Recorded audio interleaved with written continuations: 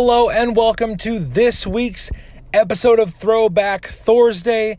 My name is Ryan Doze. I am your host. This is Across the Bifrost, where we explore the world of Marvel's mighty Thor. I am excited to jump into 3 more issues of Journey into Mystery today with you all.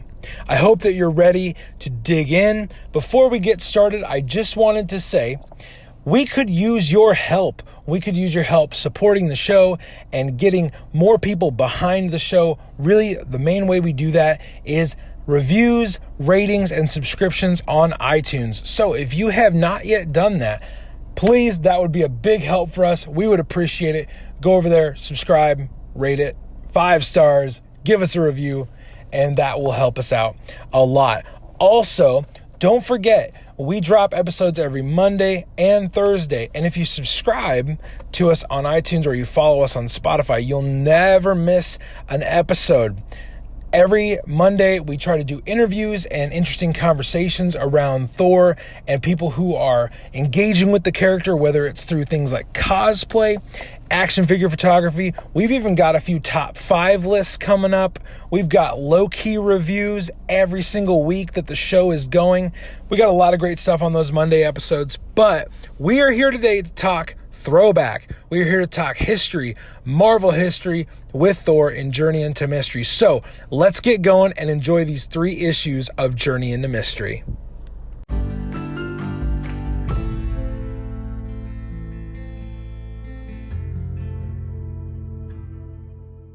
Okay, everybody, welcome to the first issue of this week's Throwback Thursday, Journey into Mystery 89.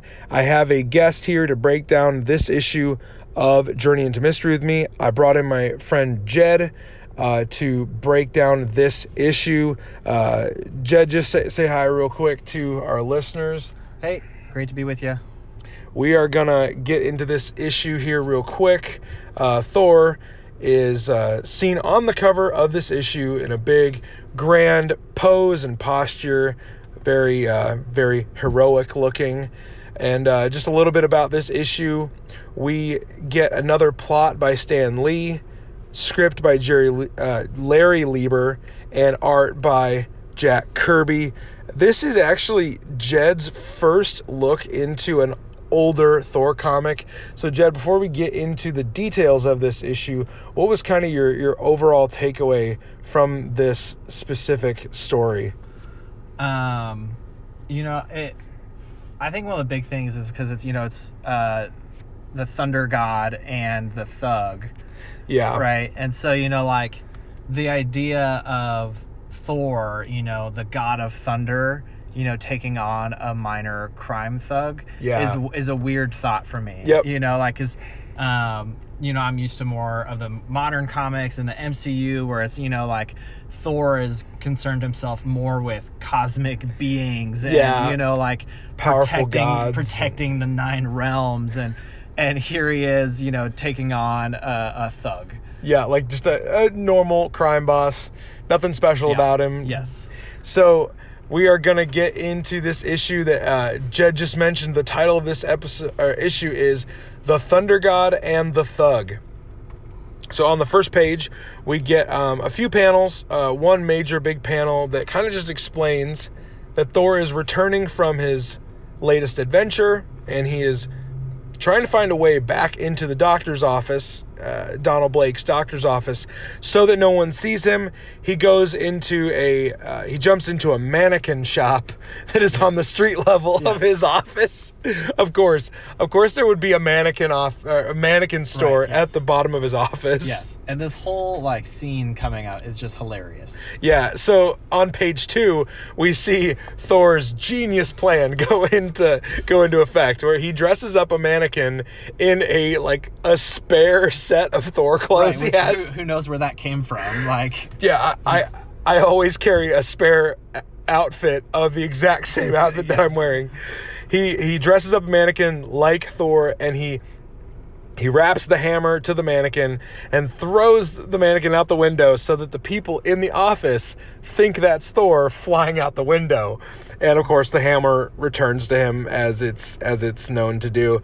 And he flies in the window as everybody's looking out the other way, and he turns back into Donald Blake. And he has this little scene with Jane at the end of the page 2 where he's like, "Oh, sorry to keep you waiting, Jane." Yeah. Like, it's like the smoothest Donald Blake has ever been. Yeah. So the next page, page 3, we get a recap of Thor's origin story again. This is the second time in Journey into Mystery we get Thor's origin story retold to us. I believe that this is just a way for the writers at Marvel to reestablish Thor's origin, because again, Journey into Mystery was a book that you would get 1 month and then you would go a whole month without really reading a new Thor story. So to just establish this new character, they would consistently retell the origin. And then we jump back into the doctor's office, and Jane and Donald Blake are having this duel of thought bubbles where it's like, "Oh man, I want to tell Jane how much I love her." Jane's like, I want to tell Donald Blake how much I love Thor." Yeah. Anything on this page, Jed, that resonated with you with the origin story being retold? No, I think, just kind of like on the lines of yours, this is so early in the Thor run that, like, they have to keep reminding people, like, this is what's happening. It's and I think that's interesting, just to put yourself back of, we're decades after the start of Thor, and so 60 years. Yeah, so to think about, like what it was like for someone to read this issue and only having, a handful of other issues prior that they've read. Yeah, that constant reinforcement of who the character is. Yes, because prior to Marvel Comics, Thor was a Norse god. He's just mythology. Yeah, he wasn't reinvented as a superhero at that point. On page 4, we get a hilarious dream sequence from Jane about, oh, gee golly, what would it be like to be married to or in a relationship with Thor? And we get some really just odd things. Jane at one point is cleaning the hammer. She's ironing the cape. She's giving Thor a haircut because, long hair is just so unruly. Yeah. And as we've said in the past on these throwback episodes, Jane is written in the most simplest, reductionist way. She is meant to be fawning over Thor. Luckily, comics have grown and evolved since this time, but Jane is really only here for one purpose in the author's mind. Yeah, and I think it's also just to help contrast the difference between Don Blake and Thor. Yeah. Yep. He's this awkward guy who probably has a hard time even talking to Jane compared to Thor. Yeah. Yeah.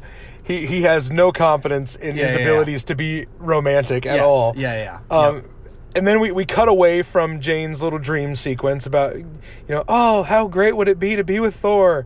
And we see what's happening on the street below, a interaction between police officers and this mob boss and his crew happens, and Jane pokes her head out and says, "Oh my gosh, I hear gunfire." And she says it in the oddest way.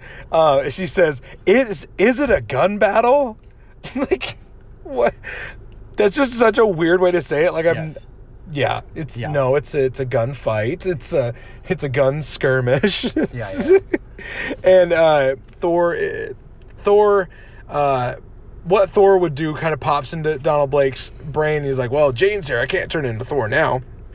On episode 5, we go down to the street level and we see that the boss of the mob side of this conflict has been shot. He's been wounded, and his henchmen need to go find a doctor to take care of him. Well, who's the only doctor we know in Journey into Mystery? They go up to this doorway, and there's two buttons of like offices they could go to, and they press Donald Blake's button. They go to his office and they take Jane hostage to force Donald Blake to come with them and heal their boss. As they're driving away, Donald Blake says, "Where are you taking me?" And one of the mobsters sarcastically responds with, "To Sunday school. Ha ha ha." Yeah, like the cheesy phrasing in this, and also just the pure like early comic book convenience of, oh no, we were shot, we need a doctor. Oh look, we're right in front of a doctor's office. Yo, buddy, turn around. There's a doctor's office over there. On page 6, we see Donald Blake being ushered into the quarters of this crime boss, and they're talking about how Donald Blake will heal him, but not because of his threats, but because of my honor as a doctor. It's like, no, man, it's okay to do stuff because you're threatened, with harm.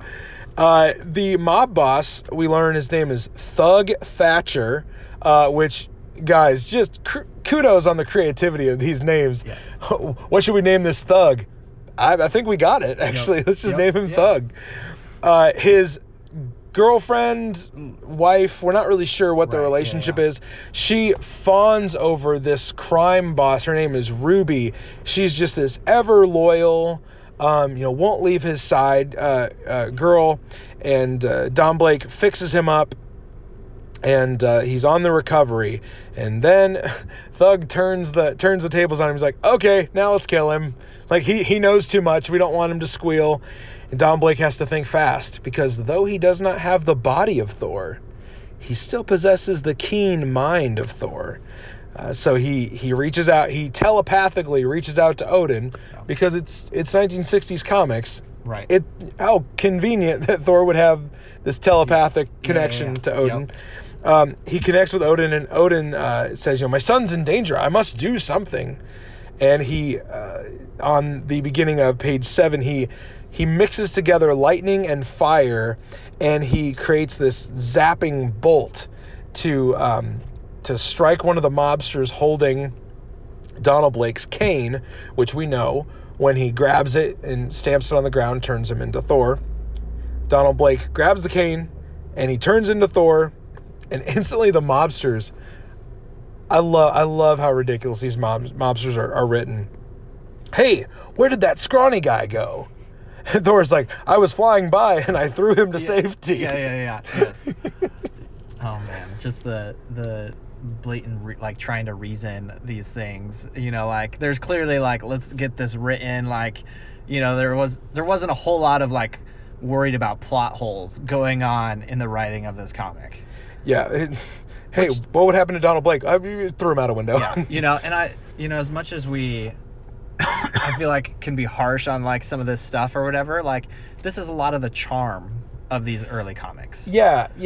They are over the top. They are filled with this hyperbolic language, and everything's this larger than life. Yeah. I mean, that's what superheroes are. They are larger than normal life, and I think it only seems weird because we're seeing Thor in such a mundane, everyday life kind of crime drama. Right. And he's this Norse god of thunder. Yes. This conflict almost seems beneath him. Yeah. Well, and we're looking at it from the perspective of knowing comics today. Yeah. That take a more realistic approach a little bit. Yeah. People who read these back in the 60s, this is what comics were. This, there wasn't any difference, of this is so much cheesier than the Spider-Man episode, one that I read. Or or Batman, they were all pretty campy at this point. Yeah. That's what comics were. So on page 8, we see Thor fight and subdue the mobsters, but Thug gets away. He is trying to escape, and Thor has this great panel. It actually, as I was reading it, it caught my eye. I was like, oh man, that is actually really, really cool. when the car that Thug is in is racing away, there's a line of trees along the side of the road, and Thor just decides to throw the hammer through the trunks of these trees, and the trees all fall down, and they trap the car on the road. That panel, in and of itself, is probably my favorite panel in the issue. Yeah, I would agree. It's a great Thor moment. Yeah, it's I've talked about this before, that it's drawn and you can feel the motion of the hammer as really it's a testament to Jack Kirby as a great author, illustrator, writing or drawing these books. And now in the era of the MCU, like, I hear the sound effects that they use. That kind of hollow metallic sound. Yes. Yep. Yeah. On page 9, we go back to Thug, and he's escaped the car, and he's going away, and he kind of figures out that this Don Blake fellow and this Thor guy, they tend to be in the same place at the same time. I wonder if there's something going on there. So he decides that if he can take Donald Blake hostage, he can probably get to Thor. So he goes to Don Blake's office to try and capture Don Blake to really get Thor to back off. And he doesn't find Don Blake, he finds Jane. So he holds Jane hostage, and he gives Thor an ultimatum. Drop the hammer, or I'm gonna as he says in here, I'm gonna shoot the dame. Fantastic. Yes. That ages perfectly. Yes. And Thor decides that he has no choice. He must drop the hammer. And we know from this point in Thor's comics, if he is separated from the hammer for 60 seconds, he reverts back to Don Blake. That's his Achilles heel. Yeah. On page 10, we see the conflict between Thug and Thor really escalate, as Thor is trying to think, okay, I'm disconnected from the hammer. What can I do now? So Thor is able to throw his voice across the room, and he says, hey, Thatcher, drop the gun. And Thug turns around like, hey, who said that? Now, there was nobody else in the room just a few seconds ago, but he's like, hey, who's talking to me? Yeah. And while he looks away, Thor grabs the hammer, and he is able to kick the gun away from Thug, as he does it in this awesome soccer goal kick. I'm sure I said that perfectly for all the soccer fans out there. Yes. He whisks Jane out the window and catches her, brings her to safety on page 11. And on page 11, the chase ensues. Thug is getting away. He's going up this elevator in this girding of a building that doesn't have walls yet. It's just the frame of the building, and Thor is chasing him, and you get this really, really nasty interaction between Thug and his girl Ruby. Ruby is so loyal to him. It's like, hey, don't come back here, I love you, don't hurt him, don't hurt Thug. And Thug literally yells down, you dumb dame, you're nothing but a millstone around my neck. But why is she with this guy? Yeah. He's a complete jerk. Yeah, it's so funny. Also, why say that? There's literally no reason to say that. It's just a line thrown in there. Probably to get us to dislike him more. Right. Yeah. On page 12, we see Thor stamp the hammer to create some lightning, and he melts the metal girding that Thug is on. Thug is not really responding to the threat right at this moment, so he grabs a bucket. I kid you not, listener, this was written by adults for other for children in the 60s to read. He grabs this bucket of hot rivets to throw down onto the crowd, and Thor's like, I can't let this happen. This is this dastardly villain. Why would he do such a thing? And while Thug is posturing and threatening, Thor says, okay, I won't come up and get you. But Thor knows that the beam that Thug is on is about to crumble. So Thor's not going to go get him, but he will let him fall. On the last page, page 13, we see Thug fall off the metal girding, and Thor catches him, brings him down to safety. His rampage of crime is done, and we see Thor ask Odin to do a very, I believe, compassionate thing at the end here. Because Ruby, who is incredibly loyal to this just, garbage person, he says, Odin, can we wipe her memory so she has no memory of this guy?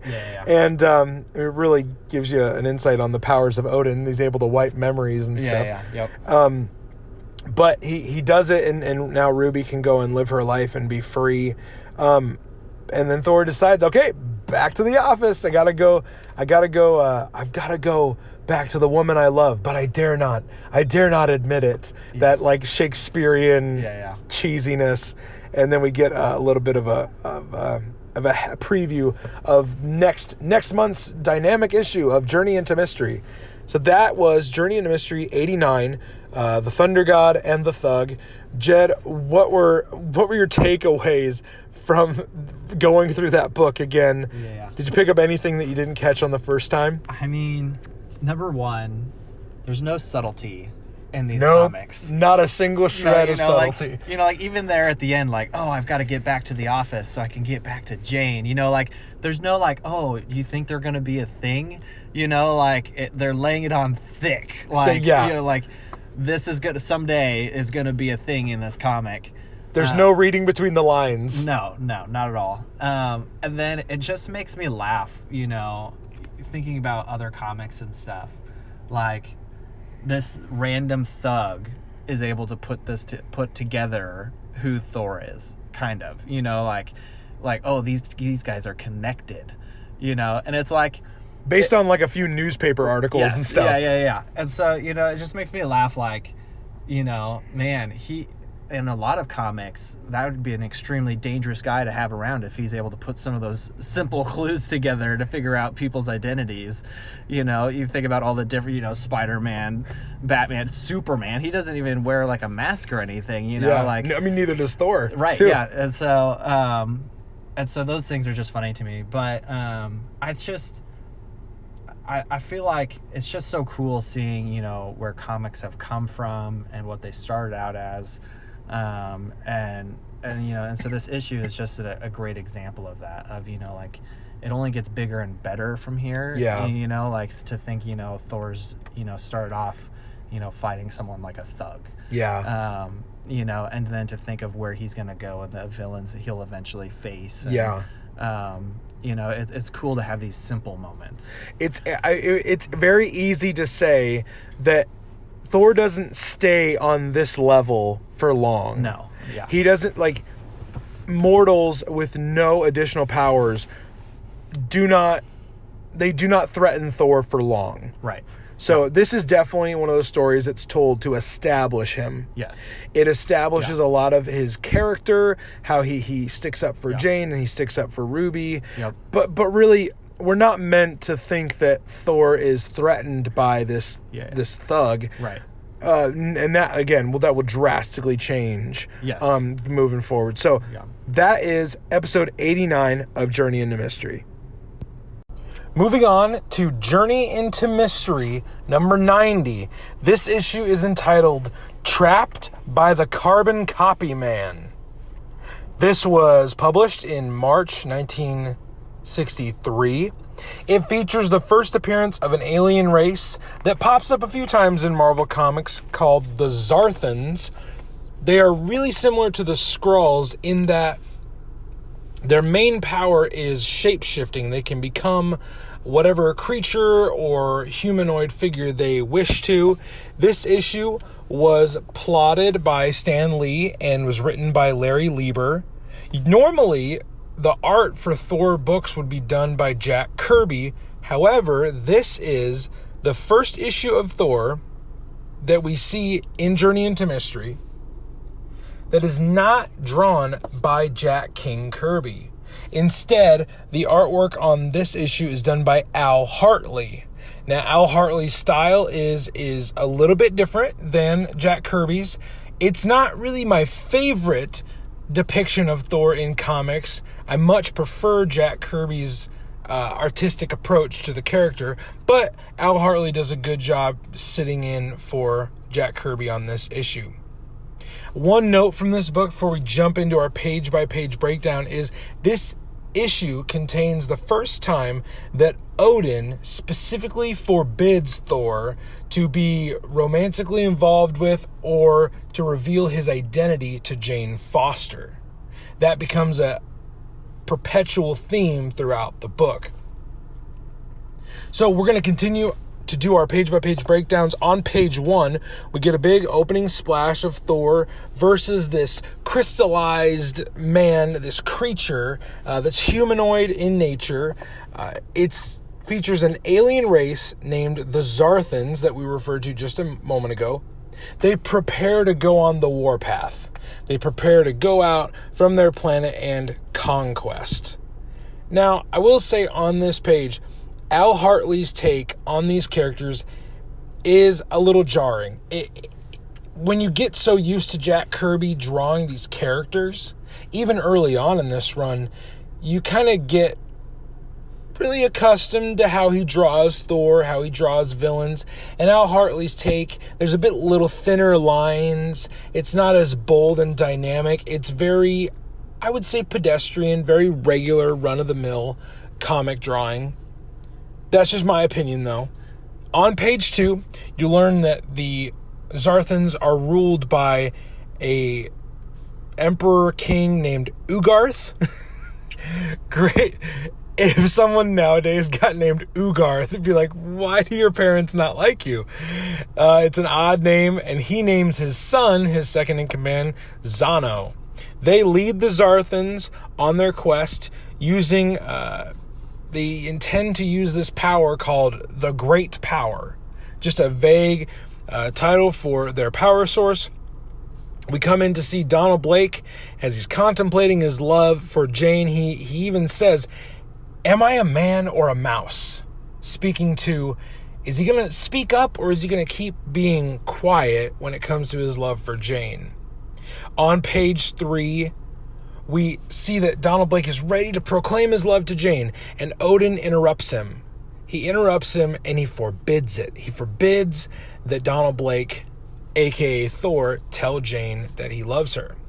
Jane continues to long after Thor. That's kind of her main story arc in these early Journey into Mystery issues. And on the street level, we cut away from the doctor's office. On the street level, we see that people are acting strangely. Instead of driving on the road, people are driving on the sidewalk. That's really odd. You see a few people talking to police officers and trying to figure out what's going on here. Then on page 4, we see that this is actually happening across the city in a myriad of different ways. There's polka dots on this giant bridge, which is really strange to people. Instead of going on billboards, we see people plastering advertisements on the side of apartment buildings. And then Don Blake goes back to the office after some time to cool down, and Jane is incredibly angry with him. Incredibly hurtful and very, very jabbing with her comments. Blake turns into Thor in one of these abandoned alleyways, and he goes on this search to find out what's wrong with people. He decides to go to the mayor's office to see why people are acting so strangely. On page 5, Thor is accused by the mayor of being a menace and being a vigilante. He escapes the mayor's security, and he remembers a piece of wisdom that Odin has given him. And that is to, when you're trying to figure out a problem, to look for the simplest explanation. This leads Thor on a thorough search of the city and its surrounding area. And later on in the day, after he's searched for a long time, he goes to the outskirts of the city. He finds a bunch of trees that have fallen down. And lo and behold, a spaceship has landed outside the city. On page 7, we see that the Zarthans, this is their ship, this is Ugarth and Zano, have come to Earth as like a scouting party, kind of reminiscent of the Stone Men in the original Journey into Mystery appearance of Thor.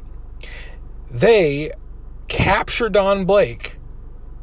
After Thor arrives on the scene, he puts the hammer down so that he can examine the ship. And what happens is Thor is magnetically held to the ship, and he's away from his hammer, thus turning him back into Don Blake. On page 7, Don Blake has been captured. The Zarthans elaborate on their plan to conquer the Earth. You know, kind of that villain monologue that they go into. And Don Blake he feigns trying to help them, and he sends them on a wild goose chase looking for Thor. And while that's happening, on page 8, we see that Don Blake is able to grab the hammer and once again turn into Thor.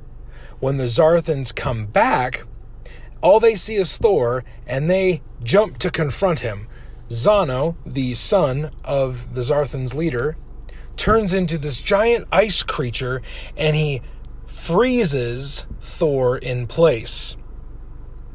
On page 9, we see them proclaiming victory over Thor, but Thor is able to bust through the ice, and then Zano tries a different tactic. He tries to turn into one of these ancient warriors of Earth, a gladiator, and he attempts to defeat Thor that way. That doesn't work either.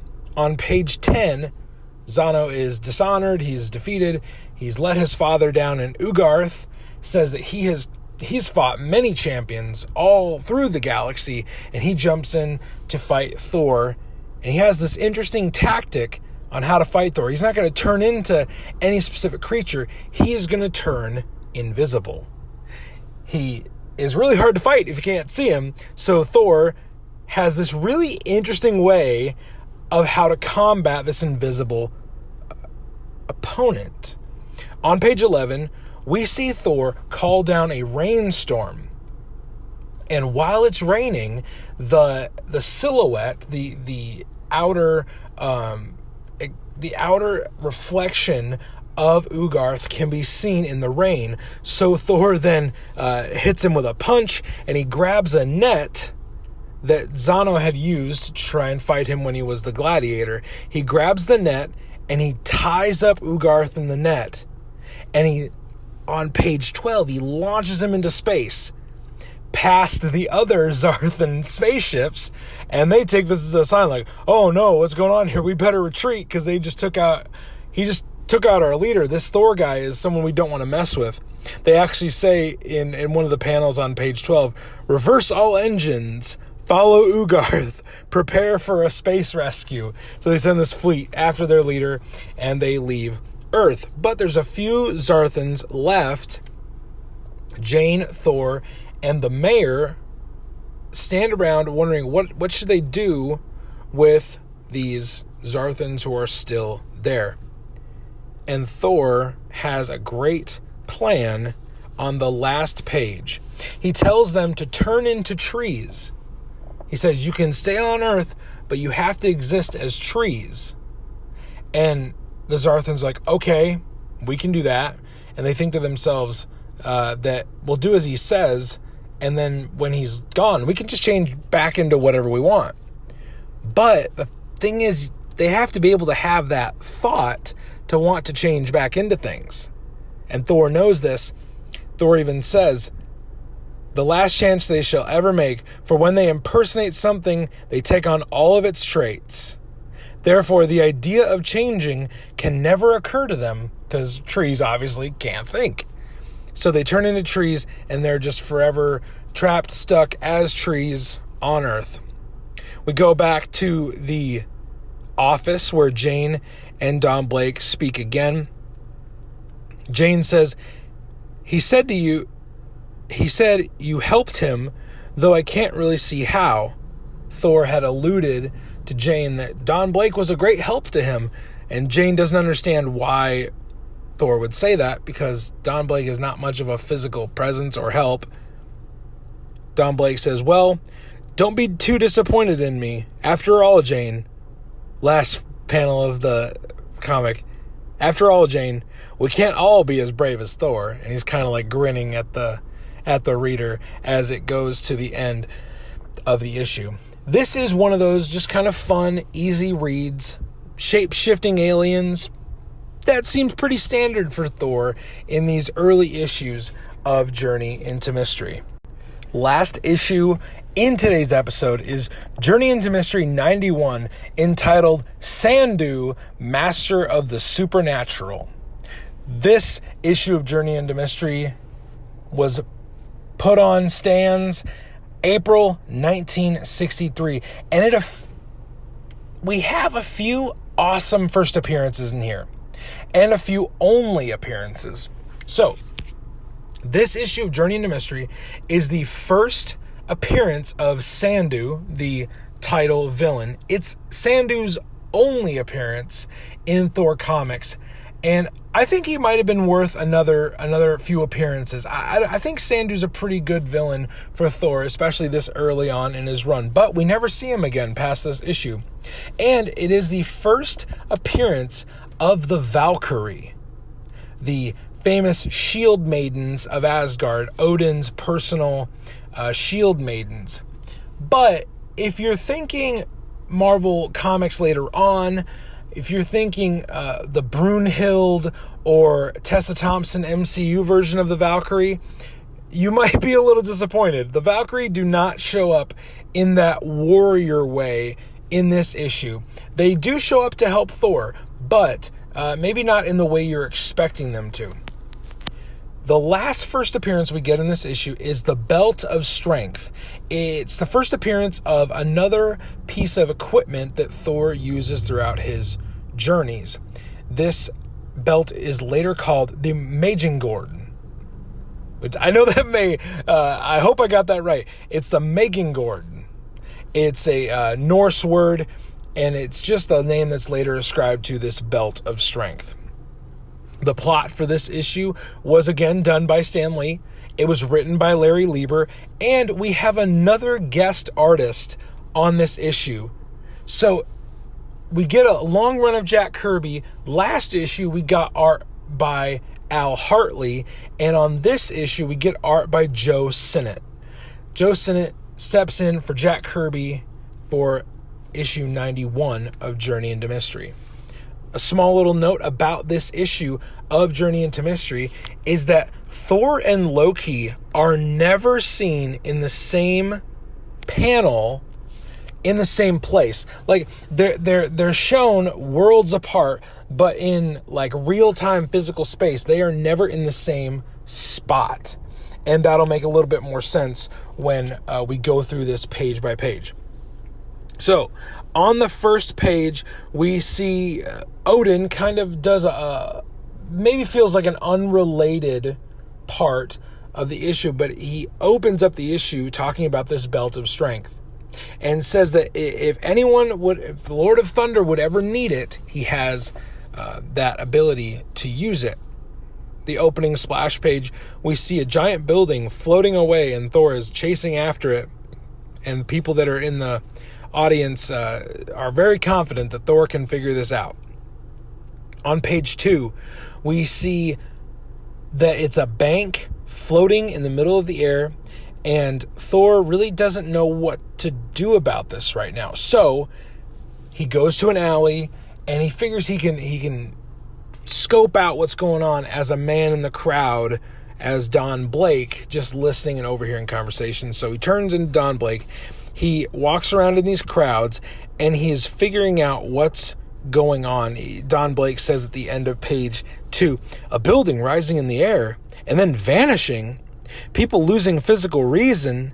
It smacks of supernatural mischief, and that smacks of the god of evil, my old enemy, Loki.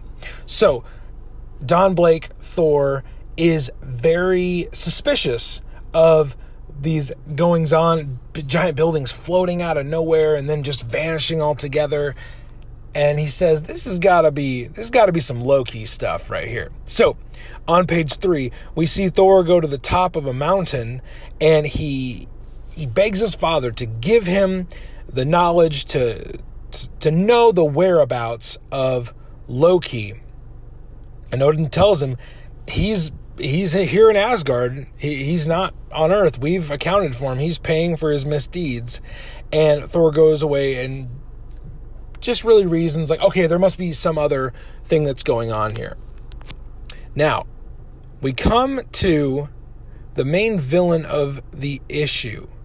Yes, Loki is in this issue, but Loki is using a magician, a master of the supernatural known as Sandu, to bring about his mischief and his tricks in this issue.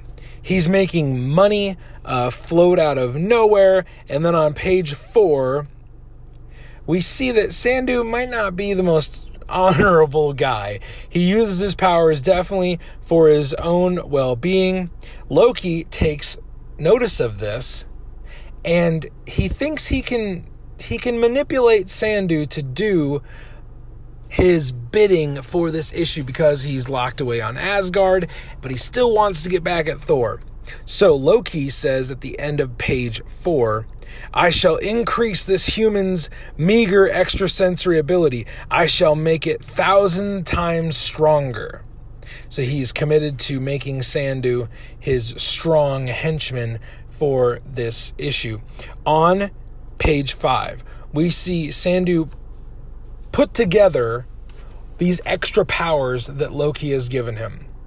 What he's able to do while he's on stage doing a magician's act, he floats the wallets and the money out of these people's pockets, and he's able to transport them away from them. So he's able to mind control them and levitate them, but also he's able to make them disappear. We jump forward. Sandu has these bigger aspirations. He goes after a bank. It's actually the bank that we saw just a few pages ago that Thor was chasing after. They kind of tell this story a little bit out of order. And Sandu is overlooking the city as he's levitating this bank away. Thor's chasing it, and he makes it disappear. And one of the people in the crowd says, "Holy Hannah, it's vanishing!" as the bank is drawn out of the frame. On the 6th page, we see police officers try to confront Sandu for making the bank vanish and presumably try to steal the contents in the bank. And Sandu is so powerful that he's able to stop the bullets of the guns as they're shot at him. He can stop the bullets.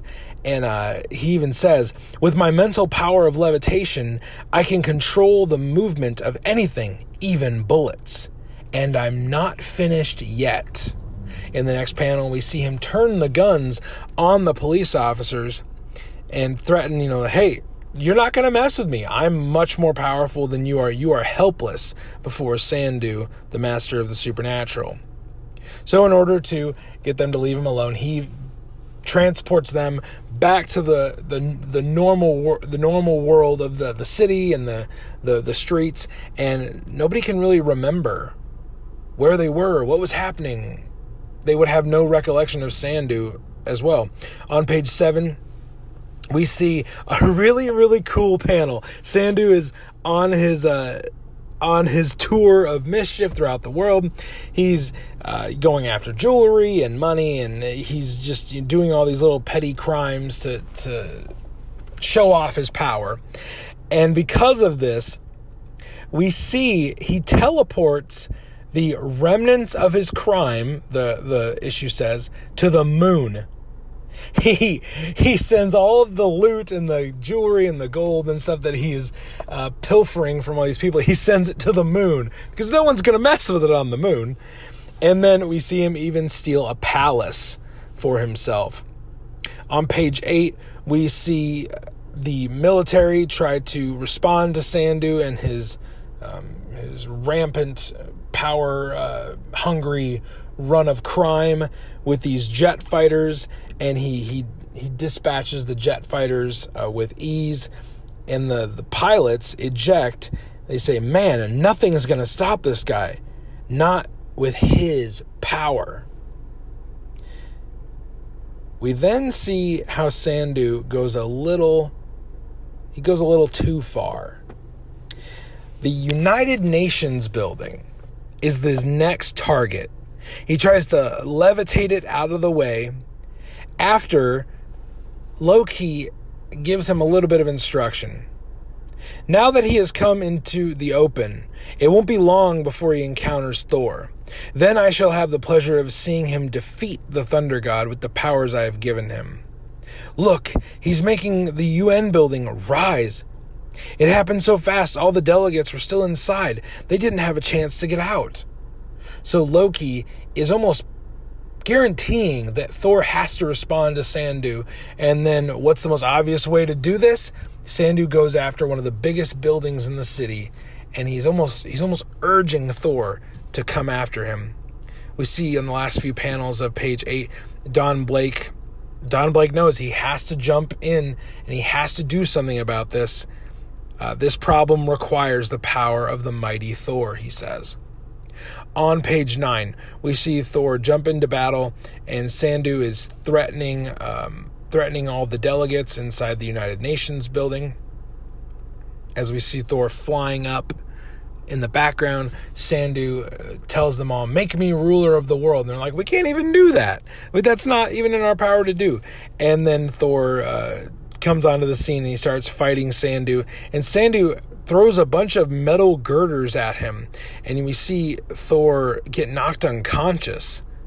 As he's plummeting to the earth, on page 10, we see him land in this pit, in this, it's like a trench underneath the UN building. And as Sandu kind of starts to figure out some things, he's like, oh, I could bury Thor underneath the UN building.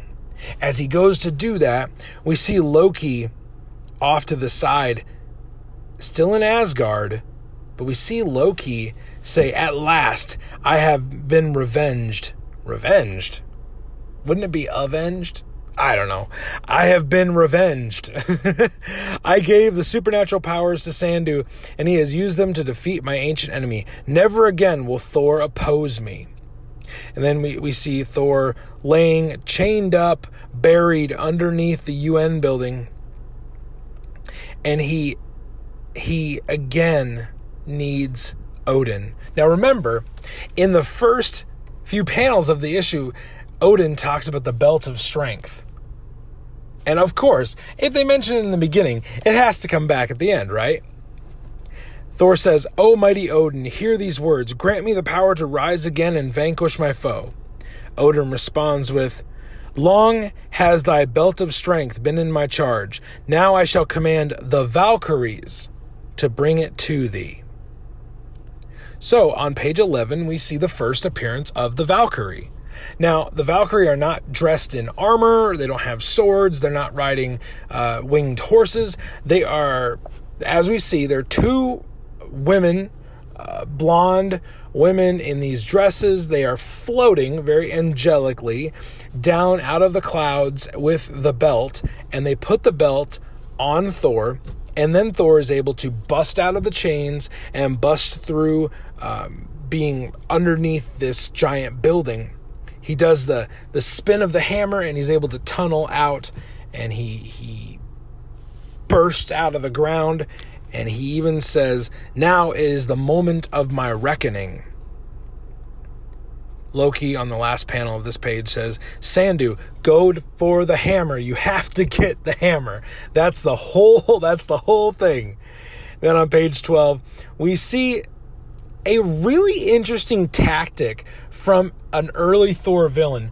Oftentimes, Thor villains, they have very simplistic tactics. And Sandu actually is able to outsmart Thor for a moment. As Thor is throwing the hammer at Sandu to knock him out, he is able to interdimensionally make the hammer disappear. He makes the hammer disappear, and it goes into this other dimension where it can never return from. So Sandu goes to this pocket dimension, and he tries to lift the hammer. He tries to lift up the hammer, but he can't, because we know only someone who is worthy can lift up the hammer. Sandu says, "The legendary magic hammer, now it belongs to me. I, Sandu, shall wield it." But when the evil human attempts to lift the enchanted mallet, This is Sandu he's in a squatting position. He's trying to lift up the hammer by the handle. He says, the thing won't budge. I don't understand. I'll have to use my mental powers and lift it by levitation. So he tries to concentrate really, really hard to lift the hammer so that he can be more powerful than Thor. And he tries too hard. He concentrates too hard, and he breaks this link that he has with Loki. Loki is giving him these powers, and this concentration he's trying to lift the hammer with breaks this mental bond they have. The narrative says, the frustrated Sandu keeps straining his power of concentration, forcing it, trying to make it do the impossible, until finally he causes a mental short circuit. Then, as this mental short circuit happens, the pathway between the dimensions is gone. We see Sandu jumped right back in front of Thor. Thor grabs the hammer, and he says, the hammer, it is returned to me.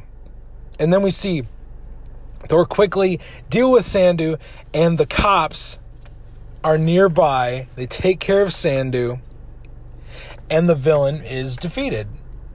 We get, Thor wins again, but Sandu tried a very unique tactic that I thought was kind of genius. If you can't take the hammer from Thor physically, try to outsmart him, and with these interdimensional powers, it was a really kind of a genius way to get rid of the hammer. But Thor wins, and at the end, we see that Odin says, whenever you need this belt of strength, you may have it. It's yours to do with what you will. The last panel of the issue is all Loki. Again, he's in Asgard, and the last panel says, in a remote part of Asgard, we see Loki say, that brainless mortal, referring to Sandu, if he had not tried to lift the hammer, Thor might have been defeated. But I shall still find a way to defeat Thor, for I have all eternity in which to scheme. The end. That is Journey into Mystery, number 91. I really did enjoy this issue. It was odd at points, but I really enjoyed Loki using someone else to try and defeat Thor. And again, I think Sandu actually might have deserved a few more appearances with his magic and his trickery and trying to outsmart Thor as opposed to try to best him physically. I really did enjoy that. I will say this, I do look forward to the point where Jack Kirby comes back to the artwork, but that does it for this week's look into Journey into Mystery, the 3 issues we covered. I hope you enjoyed them. I hope you got a laugh out of them. I hope you learned from them, and maybe you just expanded your world of knowing more about Thor.